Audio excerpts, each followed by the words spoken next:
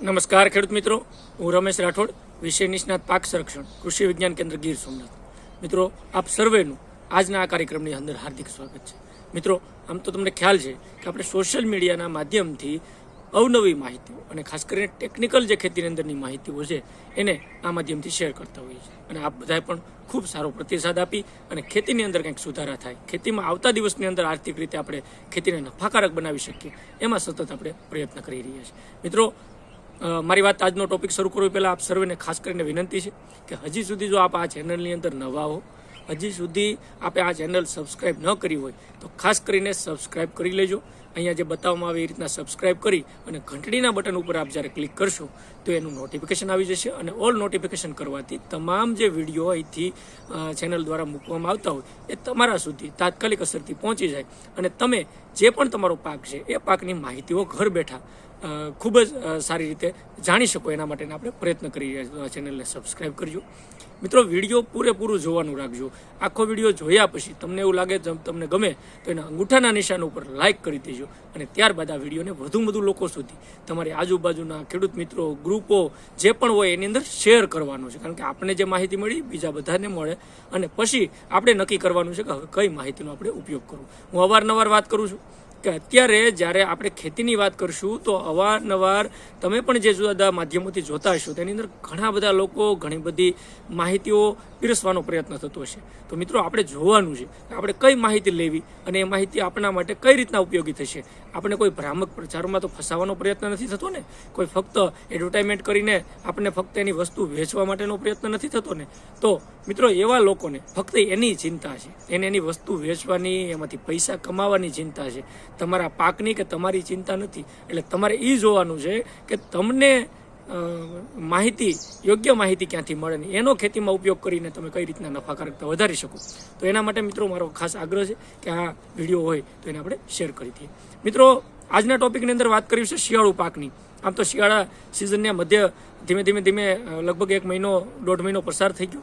અત્યારે પાકની અલગ જુદા જુદા પાકોની જુદી જુદી પરિસ્થિતિ છે. પરંતુ આજે જે વાત કરવી છે એક સળગતો પ્રશ્ન છે. તમને એવું લાગશે કદાચ કે આ પ્રશ્ન તમારા માટે ખૂબ નવો છે, અત્યાર સુધી તમે સાંભળ્યું પણ નહીં હોય એવો પ્રશ્ન છે. અને એ પ્રશ્નો ગયા વર્ષે પણ જામનગર, પોરબંદર, દેવભૂમિ, દ્વારકા, જુનાગઢ, ગીર સોમનાથના ઘણા વિસ્તારોની અંદર ખેડૂતે આ વસ્તુ ફેસ કરી છે. અને અત્યારે એ પ્રશ્ન ખેડૂતોના ખેતરની અંદર મને જે માહિતી મળી છે એમાં શરૂઆત થઈ છે. અને એ ખેડૂતો ગયા વર્ષના અનુભવ કીધા એટલા માટે તાત્કાલિક અસરથી મને એવું લાગ્યું કે આના ઉપર વાત કરવી જોઈએ કે ખૂબ ઓછા લોકો અથવા તો બહુ નહિવત લોકો, ગણ્યા ગાંઠ્યા લોકોએ જ આ ટોપિક ઉપર પ્રકાશ પાડ્યો છે. કારણ કે ઘણી બધી ટેકનિકલ માણસોને પણ આની કદાચ પૂરેપૂરી માહિતી નહીં મળી હોય તો ખ્યાલ નહીં હોય અને ખેડૂતોને પણ આ પ્રશ્નનો ખ્યાલ નથી આવતો. અને એ પ્રશ્ન છે ચણાના પાકની અંદર નેમેટોડ, ચણાના પાકમાં આવતા કૃમિનો પ્રશ્ન. તમને નવાઈ લાગશે કે કૃમિ, નેમેટોડ આવો શબ્દ તો ઘણા લોકો પહેલી વખત સાંભળતા હશે અને આ બીજા જુદા જુદા પાકોમાં તો નુકસાન કરે. તો આ મારે આજ વાત કરવી છે કે ચણાના પાકની અંદર આ નેમેટોડ, કૃમિ છે એ કઈ રીતના નુકસાન કરે, એને કઈ રીતના તમારે ઓળખવાનું છે અને એની ટ્રીટમેન્ટ, યોગ્ય સારવાર અત્યારથી જ કરી લેવાની છે. એટલા માટે જ કહું છું કે જે ચણા ઉગી ગયા છે 15, 20 દિવસ, 25, 30 દિવસના છે એની અંદર આ ટ્રીટમેન્ટ તાત્કાલિક અસરથી કરજો. જેને ગયા વર્ષે આવા પ્રશ્નો જોવા મળ્યા છે, જેના લક્ષણો જોવા મળે છે, અથવા આપણે અવલોકન કરી લઈએ, જોઈ લઈએ અને પછી આપણે નેમેટોડ પાકે પાયે જ્યારે એનું અવલોકન થાય પછી એની ટ્રીટમેન્ટ કરવાની શરૂઆત કરી દઈએ. તો મિત્રો, ખાસ કરીને નેમેટોડ આમ જોઈએ તો મોટા ભાગના શાકભાજી, બાગાયતી પાકો, આ બધા પાકોની અંદર તો કૃમિ જોવા જ મળે અને એ પાકોની અંદર તો સ્વાભાવિક છે. પરંતુ હવે જે આપણા વિસ્તારોના પાકો છે એના અંદર આ ચણાના પાકની અંદર હોય, મગફળીના પાકની અંદર હોય, આ બધા પાકની અંદર કૃમિની શરૂઆત થઈ ગઈ છે. એટલે મિત્રો, હવે આ નવી જે ખાસ કરીને જીવાત કહીએ અથવા તો નવા જે આ એક પ્રકારના નેમેટોડ કહીએ તો એની આપણે ઓળખવા અને એની સારવાર કરવી પણ ખૂબ જરૂરી બની જતી હોય છે. તમને ખ્યાલ છે કે કૃમિ છે આમ તો મૂળ, જે પાકનું મુખ્ય મૂળ છે અથવા પાકની જે સિસ્ટમ છે એની અંદર દાખલ થઈ અને વિડીયોની અંદર હું વિઝ્યુઅલ પણ બતાવું છું. વિડીયો શાંતિથી તમે જ્યારે જોવો ત્યારે ખ્યાલ આવશે કે કૃમિ છે એ ખાસ કરીને જે આપણો મુખ્ય પાક છે એની અંદર એના મૂળ દ્વારા અંદર ઘૂસી અને અંદરથી ખોરાક યજમાન તરીકે રહી અંદર અને ખોરાક લઈ લે. એટલે મૂળ જે મુખ્ય પાક આપશો, અત્યારે આપણે ચણાની વાત કરી રહ્યા છીએ તો ચણાનો પાક નબળો પડે અને એને ઓળખવું કેમ? તો મિત્રો, એક સ્વાભાવિક છે, તમે જ્યારે છોડ ઉપરથી જોવો છો તો ઘણી વખત આની કોન્ટ્રાવર્સી થાય છે. ઘણા બધા મિત્રો, વેપારી મિત્રો, એગ્રોવાળા, પ્રાઇવેટ કંપનીઓ પણ એવું માને છે કે ઉપરથી પાક સુકાય છે તો ચણાની અંદર આ વિલ્ટ છે.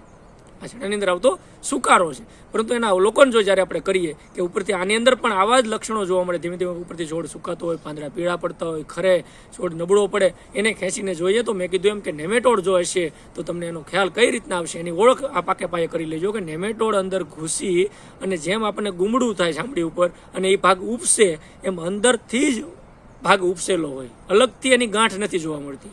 આ નેમેટોડની વાત છે. અને નેમેટોડ જે એની સાથે જોડાયેલો છે એટલે એ ગાંઠને આપણે છૂટી નથી પાડી શકતા. અને હવે જે રાઇઝોબિયમ, કારણ કે આ કઠોળ વર્ગનો પાક છે તો તમને ઘણી વખત એવું થાય ગંડિકાઓ તો રાઇઝોબિયમની પણ હોય જે નાઇટ્રોજન ફિક્સેશન કરે, તો રાઇઝોબિયમની જે ગંડિકાઓ છે એ અલગથી હોય, એને આપણે આમ કરીને આમ અલગથી છૂટી પાડી શકે. બીજો ડિફરન્સ એ છે કે રાઇઝોબિયમની જે ગાંઠો છે એને દબાવો તો એની અંદરથી ભૂખરા કલરનું ચીકણું પ્રવાહી નીકળે, ગાંઠો પોચી હોય છે. જે નેમેટોડની ગાંઠો છે એને આમ દબાવતા દબાતી નથી, કડક હોય છે. તો આ નેમેટોડનો મેં તમને ક્લિયર ડિફરન્સ કીધો.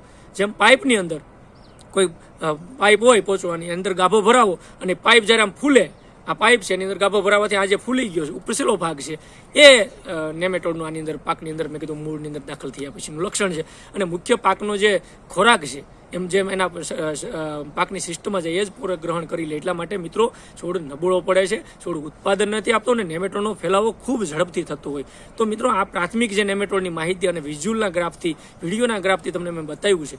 મિત્રો આ અવલોકન કરવાનું શરૂઆત કરી દેજો. દરેક વિસ્તારના ચણાના પાક વાવતા ખેડૂતોએ આ કરવું જ જોઈએ. અવલોકનના આધારે તમને એવું લાગે નેમેટોડ છે તો એના માટેની ટ્રીટમેન્ટ આપણે કરવાની શરૂઆત કરવી જોઈએ. હવે નેમેટોડની ખાસ કરીને સારવાર કરવા માટે મારી 2-3 મુખ્ય ખાસ કરીને આની અંદર ભલામણો છે કે એ આપણે નેમેટોડના નિયંત્રણ માટે કરવી જોઈએ. આમ તો લાંબા ગાળાનું આયોજન નેમેટોડ માટે કરવું પડે. નેમેટોડ કોઈ એવી વસ્તુ નથી કે તમે 1-2 સ્પ્રે કરી કોઈ વસ્તુના આને નાબૂદ કરી શકો. બીજું 100% નેમેટોડ એટલે કે કૃમિનું નિયંત્રણ કરવું શક્ય નથી. કોઈ એવું કહેતું હોય કે અમારી આ પ્રોડક્ટ, અમારી આ દવા નાખો ને તમે 100% નેમેટોડ નિયંત્રણ થઈ જાય, તો એ વાત આરે હું સંમત નથી ટેકનિકલી. મિત્રો તમારે પણ એ વસ્તુ ખાસ કરીને વિચારવાની છે. બીજું, બજારની અંદર ઘણા બધા નેમેટિસાઇડ એટલે કેમિકલ સ્વરૂપે પણ મળે અને બાયોનેમેટિસાઇડ જે જૈવિક કૃમિનાશક તરીકે પણ મળતા હોય. મિત્રો એ પણ આપણે ઉપયોગ ખાસ કરીને કરવો જોઈએ. બીજું, પાકની ફેરબદલી આના માટે ખૂબ જરૂરી બની જતી હોય છે. આવા પાકની અંદર જ્યારે નેમેટોડનો સતત મારો થતો હોય તો એની અંદર ખાસ કરીને પાકની ફેરબદલીમાં ખરીફ પાકોની અંદર ચોમાસામાં મગ, શિયાળા પાકની અંદર કોબીનું વાવેતર કરી શકાય, ઉનાળામાં ગવારનું વાવેતર કરો. તો આ બધા પાકોનું જ્યારે ફેરબદલી થઈ જશે ને તો પણ નેમેટોડની સમસ્યા આપણે ખાસ કરીને હલ કરી શકશું. હવે મિત્રો મારે વાત એ કરવી છે કે નેમેટોડને અટકાવવા માટે કઈ કઈ ટ્રીટમેન્ટ, કઈ દવાઓ હોઈ શકે. મિત્રો અત્યારે ખાસ કરીને આ જે કૃમિ અથવા નેમેટોડનું નિયંત્રણ કરો તો બજારની અંદર એક EPN ટેકનોલોજી, એન્ટોમોપેથોજેનિક નેમેટોડની જે ટેકનોલોજી છે, સારી કંપનીનું, સારી ક્વોલિટીવાળું આ જે EPN છે એ આપણે મિત્રો ખરીદવાનું છે. અને 1 એકરની અંદર 2.5 વીઘા 16 ગુઠાના અથવા તો 40 ગુઠાની અંદર 1 કિલો આ જે EPN આપણે ખરીદીએ છીએ એને સરસ રીતે એના પેકેટને ખોલી ડોલની અંદર એને મસળી ઓગાળી કમ્પ્લીટ, કારણ કે લોંદા જેવું ઘણી વખત હોય છે. અને આ લોંદો જે છે જે પેકેટની અંદર મળે છે તમને એ માની લેજો કે ઓરિજિનાલિટીનું એક લક્ષણ છે. કારણ કે જે કૃમિ છે ને એ ગુસ્સાની અંદર રહેવા ટેવાયેલા છે, છૂટા જવાય નથી. એટલે પાવડર ફોર્મમાં આવતી પ્રોડક્ટ કરતાં મને એવું લાગે છે કે આ ગુસ્સા સ્વરૂપે અથવા આ ભેજવાળું જે લોંદા, લોટના લોંદા જેવું હોય એને ડોલમાં નાખી ઓગાળી કમ્પ્લીટ અને એને મસળી 10-15 મિનિટ અને ત્યારબાદ આપણે કોઈ પણ વસ્તુ એને ગાળ્યા વગર સીધું જ પંપની અંદર 50 ગ્રામ લેખે એટલે 1 કિલોમાંથી 20 પંપ થાય એ રીતનું દ્રાવણ બનાવી પંપમાં ગાળ્યા વગર નાખી નોંજલ છોડાવી અને એક વખત આપણે પિયત આપી ચણાના પાકની અંદર, જ્યારે તમે 25-30 દિવસે આપતા હોય પિયત આપી અને વચ્ચે ખરિયાની અંદર એક જ બંબુડી સર્પાકાર કરવાની છે. ઘણા મિત્રોને એ પણ પ્રશ્ન સાહેબ 3 કે 4 લાઈન છે તો બધી લાઈન પાવું નહીં. કૃમિને એક જ વાર ભેજમાં એક હરિયાની અંદર એક સ્વરૂપે આપી દેશો, ફેલાઈ જશે. અને આનું કામ EPNનું કામ છે કે જે તમારા કૃમિ નુકસાન પાકની અંદર કરે છે એનું નિયંત્રણ કરવાનું. સાથે સાથે જમીનજન્ય જે પણ જીવાતો આવે, ઘણાને અત્યારે મુંડા પણ જોવા મળ્યા છે. મને પણ હમણાં થોડાક દિવસ પહેલા પણ ફોટો આવ્યો કે ચણાના પાકની અંદર મુંડા, સફેદ ઘેણ, વ્હાઇટ ગ્રબ, તો એનું નિયંત્રણ પણ મિત્રો આ ટેકનોલોજીથી થઈ જશે. ઉધઈના પ્રશ્ન હશે તો થશે.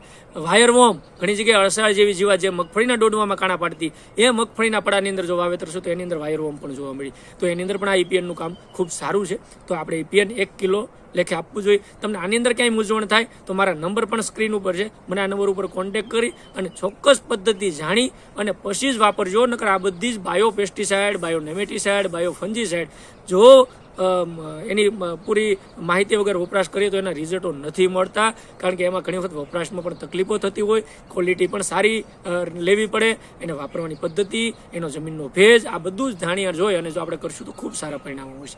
બીજી જે બાયોનેમેટિસાઇડ બજારની અંદર મળતી હોય ખાસ કરીને એ છે પેસિલોમાઇસિસ લિલાસિનસ. આ પણ એક બાયોનેમેટિસાઇડ તરીકે મિત્રો આપણે ઉપયોગ કરી શકીએ અને એના પણ પરિણામો સારા મળે, તો એ પણ ઉપયોગ કરવો જોઈએ.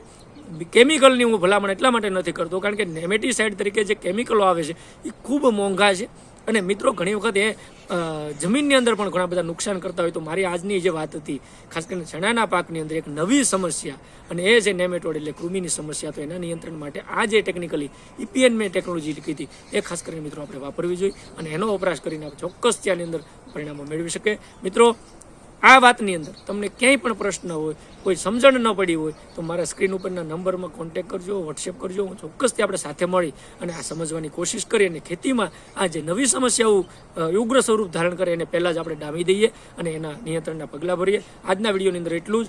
ફરી પાછા મળીશું નવા વિષય સાથે, નવી ટેકનિકલ માહિતી સાથે. ત્યાં સુધી અમારી સાથે જોડાયેલા રહેજો. આપ સર્વે મિત્રોનો આ વિડીયો અંત સુધી જોવા બદલ ખૂબ ખૂબ આભાર. ધન્યવાદ. Thank you.